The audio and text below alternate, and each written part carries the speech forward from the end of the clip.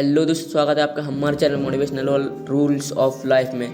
तो दोस्तों, आज का टॉपिक है कर्म और भाग्य। हमें अपने जीवन में कर्म करते रहना चाहिए या भाग्य पर निर्भर रहना चाहिए, ये बात आज आपको हम बताने वाले हैं इस वीडियो में। तो चलिए इस वीडियो को शुरू करते हैं। दोस्तों, कहते हैं जब भाग्य बुरा होता है तो मीठी नदी का पानी भी खारा लगने लगता है। क्या आपको भी यही लगता है?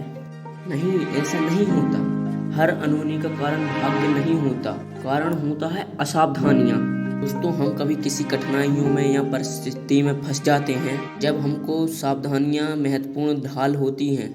अनजान मार्ग पर चलने से पूर्व एक पैर भूमि पे जमा कर और एक पैर से रास्ते को टटोर लेना चाहिए, और यही समझदारी का कार्य है।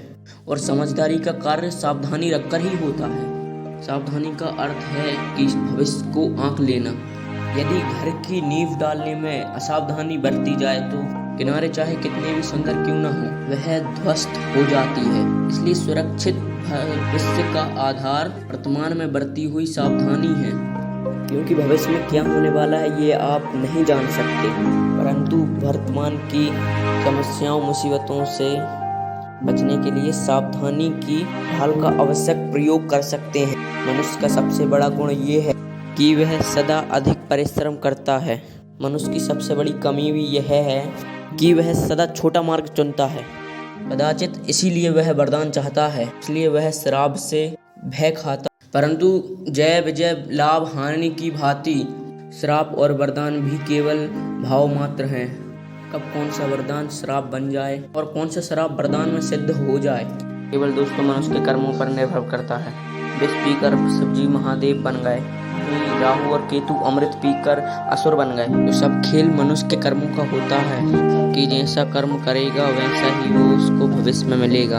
यदि कर्म और लक्ष्य उचित होते हैं तो श्राप को वरदान बनने में देर नहीं लगती, और कर्म अनुचित है तो वरदान भी श्राप बन जाता है। कभी चुम्बक को देखा है कैसे वह लोहे को अपनी तरफ आकर्षित करती है? ऐसे ही हमारे अंदर भी एक चुम्बक होती है। हमारे अंदर जो चुम्बक होती है वह विचार की चुम्बक होती है। अपने अंदर चुम्बक वह होती है अपने विचारों को, जैसे विचारों को आकर्षित करती है, इसी प्रकार हम जैसा सोचते हैं वैसा ही पाते हैं। साधु ईश्वर का नाम जपता है तो ईश्वर उसे मिल जाता है। अर्थात फल हमारी सोच पर निर्भर करता है, और जो हम सोचते हैं उसी के अनुसार हम वर्तमान में काम करते हैं। अगर हम सोचें कि भाग में जो लिखा वो अगर हमको मिलेगा, ऐसा कभी नहीं होता, क्योंकि भाग में जो हो वह भी कर्म के अनुसार होता है। और एक दिन इस जगत को अलविदा कहकर चला जाता है। भाग्य और कर्म को अच्छे से समझने के लिए पुराणों में एक कहानी का उल्लेख मिलता है। एक बार देवाश्री नारद जी बैकुंठ धाम गए। वहाँ उन्होंने भगवान विष्णु जी का नमन किया। नारद जी ने श्री हरि जी से कहा, प्रभु अब पृथ्वी पर आपका प्रभाव कम हो रहा है। धर्म पर चलने वालों को कोई अच्छा फल नहीं मिल रहा है। जो पाप कर रहे हैं उनका भला हो रहा है। अब श्री हरि जी ने कहा कि ऐसा नहीं है देवश्री, जो हो रहा है वो सब नियति के ही जरिए हो रहा है।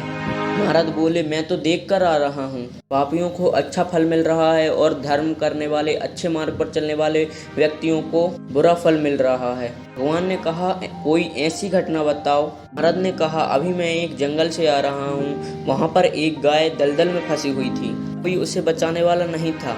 तभी एक चोर वहाँ से गुजरा, गाय को फंसा हुआ देखकर भी नहीं रुका, बल्कि गाय के ऊपर पैर रखकर उस दलदल को लांघकर चला गया। वह जाकर उस चोर को सोनों से भरी एक थैली मिली। थोड़ी देर बाद वहां से एक वृद्ध साधु गुजरा। उसने उस गाय को बचाने की पूरी कोशिश की, पूरा शरीर का जोर लगाकर उसने उस गाय को बचा लिया। लेकिन मैंने देखा कि गाय को दलदल से निकालने के बाद गया तो एक गड्ढे में गिर गया। प्रभु आप ही बताइए ये कौन सा न्याय है? नारद जी की बात सुनकर प्रभु बोले, यह सही ही हुआ। जो चोर गाय पर पैर रखकर चला गया था उसकी किस्मत में तो एक खजाना था, लेकिन इस पाप के कारण उसे कुछ मोहरें ही मिली। वहीं उस साधु को गड्ढे में इसलिए गिरना पड़ा क्योंकि उसके भाग्य में मृत्यु लिखी थी, लेकिन गाय को बचाने से उसके पुण्य बढ़ गए और उसकी मृत्यु एक छोटी सी चोट में बदल गई। इंसान के कर्म से उसका भाग्य तय हो जा है। इंसान को कर्म करते रहना चाहिए, क्योंकि कर्म से भाग्य को बदला जा सकता है। तो दोस्तों, इसी कहानी से हमें ये सीख मिलती है कि हमको कर्म करते रहना चाहिए, भाग्य की उपेक्षा नहीं रखनी चाहिए, क्योंकि कर्म से भाग्य को भी बदला जा सकता है। ठीक है दोस्तों, अब मिलते हैं हम आपको नेक्स्ट वीडियो में। जब तक के लिए टाटा एंड बाय बाय। आप चैनल पर नए हैं तो कृपया सब्सक्राइब कर जरूर जाएं।